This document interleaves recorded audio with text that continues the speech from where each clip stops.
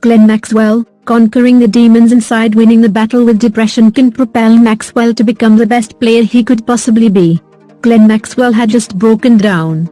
His first real emotion, he believed, in 5 months. He had confided about his depression and decision to take a break to his teammates last November. They had just left the dressing room after hugs when he heated up. Until then, he was on the run, afraid of stopping and looking within until it became unbearable. 5 months before that, he was feeling claustrophobic at nets during the World Cup in England.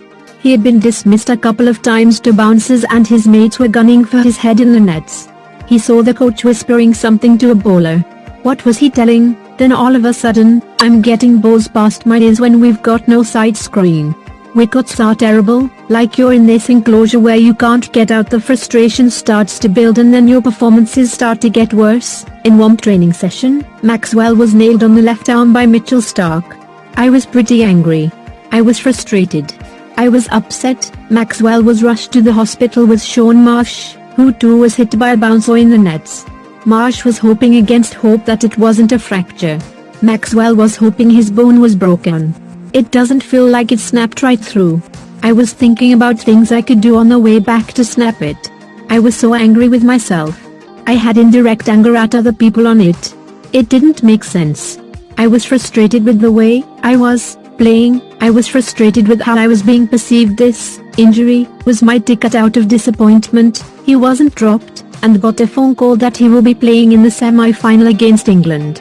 With him in the room was Vinnie Raman, his fiancé, and the one who first spotted that he was perhaps suffering from depression. He broke down bawling after the call. Australia were drubbed, he doesn't score many, and was fretting in the dressing room at the end of the game. I felt like I was 100% to blame, and I was looking around the room going, I wonder if they're thinking the same thing. I wonder if they're looking at me going, if only Max, you had turned up this tournament. Frank, passionate with the occasional pangs of pain detectable in his voice, Maxwell opens up on his mental demons with Neroli Meadows in her podcast Ordinarily Speaking. There is much to process and certain events stand out. Like the day after he returned from the hospital in England and was thrown into another intense net session. I was on a few painkillers and I had Justin Langer, the coach, and Ricky Ponting, batting consultant, just bounce the crap out of me in one net to see if I was ready to go. And that was my fitness test, and got hit a couple of times, but I just sort of literally blank-faced and just went, yep, this is what I'm doing here. Sure, whatever makes everyone else happy. I'll just do it. I'll just get through the rest of this tournament. Last November, in the middle of a T20 series, Maxwell decided to take a break after speaking to team psychologist Michael Lloyd and Langer. It was then that he told his teammates. Lloyd put him on to sports psychiatrist Dr. Ajit Menon, an external consultant for Cricket Australia. The pressure of living up to potential can make athletes' lives feel like a perpetual missed opportunity and trigger an abiding sense of loss. Even when he was fielding, he says, I would be off with the fairies. He met Menon in November, after a week of shutting out the world. I would sit on the couch and watch TV, the phone would buzz, he wouldn't always engage. Dr. Menon refused to speak on specifics of Maxwell's case but shone a light on the broader theme. Athletes acutely feel the sense of being judged negatively, and over time, that can be a debilitating feeling. Broadly, I would say that athletes develop a certain sense of identity based on performances. At a very young age, they are reared as professional athletes. The way their underlying personality develops over time is heavily influenced by athletic performances. We call it athletic identity, Menon tells his newspaper. Part of that identity is wanting to perform to that level consistently. And your internal expectations of your own self get significantly affected. For some, it can have disastrous consequences like becoming depressed and acutely anxious. Then the external expectations, like coaches and fans needing you to perform, and when you are not performing at the level they expect you to, you feel like you are letting them down, Menon says. Some athletes might have pre-existing vulnerability, be it genetics or whatever. They have had this issue for a long time, and when they come to a high-performance environment, it manifests itself. The second set of people are those who haven't had this issue before, but because of that environment and pressure, they start to developing a new onset of illness. Simon Helmut, a coach in the Big Bash and IPL, remembers a moment in a dugout in 2011 after Maxwell had almost single-handedly won a game for Victoria Bushrangers against Tasmania Tigers in the One Day Cup.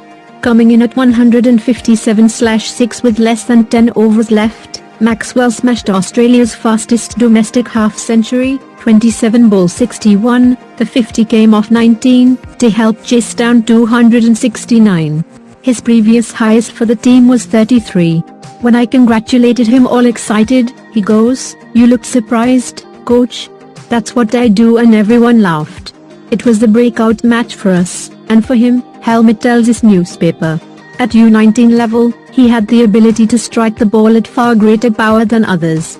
When he came to Victoria Bushrangers, he could hit the ball to different places and set himself differently from most at the crease. Maxwell has continued to set himself differently. The most recent mutation since he returned from his mental health break has been his wide-open stance. The front shoulder points towards mid-wicket and curiously, the bat faces the bowler, and at times even mid-off. The open stance was presumably to counter the short ball and also provide greater access to areas he wanted to target. In IPL, it seemed the stance sucked the power out of his shots as he either kept dragging everything to the onside or the bowlers hurled it well outside off, making him reach out ineffectively.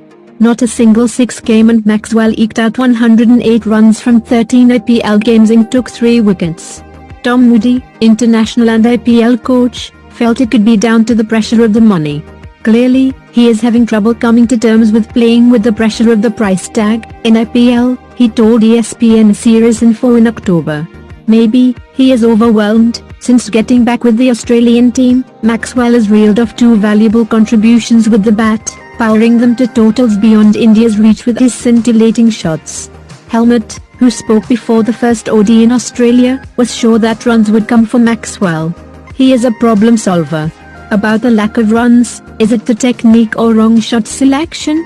He will use the switch hit more in the series, the reverse paddle, I feel, as he wasn't using the offside that much in the IPL.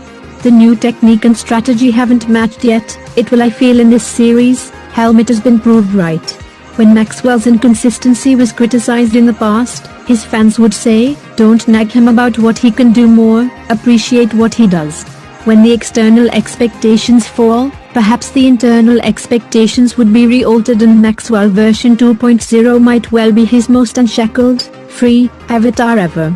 In many ways, Maxwell has a boy's view of what it is to be a batsman. The predetermination in most shots, the child's confidence that he can pull off reverse slaps and such, the urge to whisk the ball to unconventional areas. He bats like someone raised on gaming platforms, and is perhaps the true representative of this generation. Please save the trees and nature. Please subscribe to our channel. Thank you.